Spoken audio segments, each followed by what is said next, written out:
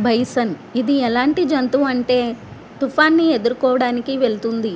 ఈ ఒక జంతువు మాత్రమే మంచు తుఫాన్ని చూసి దాని వైపు పరిగెత్తడం మొదలు పెడుతుంది.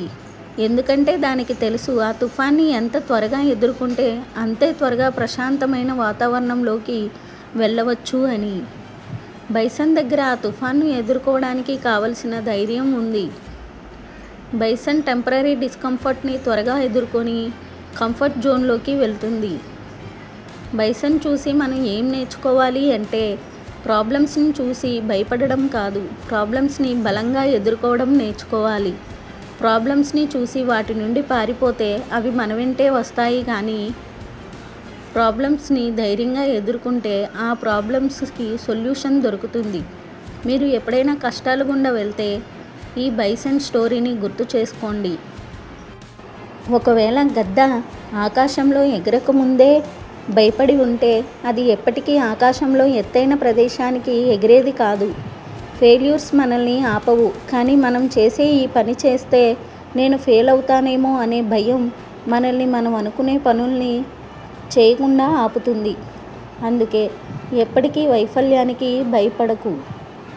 చాలామంది ఫెయిల్ అవ్వరు ఎందుకంటే అసలు ప్రయత్నించరు కాబట్టి. ఒకసారైనా అందుకే భయపడకుండా ప్రయత్నించి చూడండి. చిరుత తన వేట వెంట పరిగెత్తేటప్పుడు దాని స్పీడ్ 120 km/h ఉంటుంది. అదే స్పీడ్తో 30 seconds కంటే ఎక్కువసేపు పరిగెడితే అది చనిపోయే అవకాశం ఎక్కువ. ఎందుకు అంటే అది అంత స్పీడ్గా పరిగెత్తడానికి దాని శక్తి మొత్తాన్ని ఉపయోగిస్తుంది. ఈ కారణం వలన దాని బాడీ టెంపరేచర్ పెరిగి ఆ టెంపరేచర్కి బాడీలోని అన్ని ఆర్గాన్స్ డ్యామేజ్ అవుతాయి. అయినా ఈ 30 seconds పరిగెడుతుంది, వేటను కొడుతుంది. సేమ్ నువ్వు కూడా చిరుతవే, కానీ నువ్వు 30 secondsలో వచ్చే సక్సెస్ కోసం కాకుండా 31 secondsలో వచ్చే మరణానికి భయపడి పరిగెట్టడమే మానేశావు. రిస్క్ తీసుకోవడం నేర్చుకో మిత్రమా. లేకపోతే నువ్వు జీవించాలి అనుకునే జీవితాన్ని ఎప్పటికీ పొందలేవు. Change your self.